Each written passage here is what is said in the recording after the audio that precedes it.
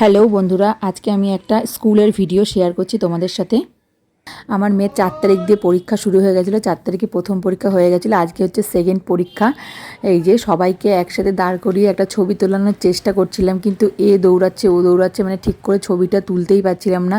একজনকে দাঁড় করালে আর একজন দৌড়ে পালাচ্ছে, এই তো হয় বাচ্চাদের। যাই হোক, ওদের সবাইকে একসঙ্গে দাঁড় করিয়ে একটা ছবি তুলেছি আমরা। এই অসাধ্য সাধনটা আমরা করেছি, অবশেষে একটা ছবি তুলেছি। তারপর আমরা বাড়ি চলে এসেছি পরীক্ষা শেষ হয়ে যাওয়ার পর। আর এই কটা দিন আমি বাইরে বসে থাকবো পরীক্ষার কদিন। 1 ঘন্টা 45 মিনিটের পরীক্ষা, কিন্তু 1 ঘন্টার মধ্যেই সব বাচ্চাদের পরীক্ষা মোটামুটি কমপ্লিট হয়ে যায়। তাই আর বাড়িতে আসি না, তাই এখানে বসেই থাকি। আর বাড়িতে এসে দেখি এই যে আমার ছেলে ঘুরুঘুরু করছে ওর দাদানের সাথে, আর এই যে আমার মেয়ে জোর করে কোলে নিল।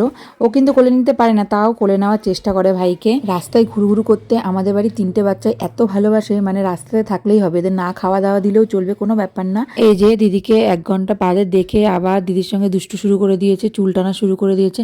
মানে এত চুল টানতে ভালোবাসে, মানে কি বলবো। এই যে চুল টানতে দিচ্ছি না, আবার চিৎকার করছে চুল টানতে দিতেই হবে। মানে এত দুষ্টুমি করে না, মানে মারাত্মক লেভেলের দুষ্টুমি।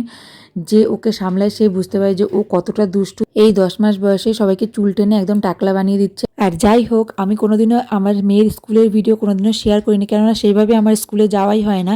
আর এই পরীক্ষার 4টে দিনই আমি যাওয়ার চেষ্টা করি। আর আমার তো খুব ভালো লাগে গার্জিয়ানদের সঙ্গে গল্প করতে, বসে থাকতে। আর মেয়েরও ভালো লাগে, ওর মা বাইরে বসে আছে, ও পরীক্ষা দিচ্ছে, সেটার জন্য আমি যাই আর একটু বসার চেষ্টা করি। তাই তোমাদের সঙ্গে এই ভিডিওটা শেয়ার করলাম। কেমন লাগলো আমাকে জানিও কমেন্টের মাধ্যমে। আর এই ভিডিওটা আমার প্রোফাইলে সারা জীবন থেকে যাবে, তার জন্য বাই বাই বন্ধুরা।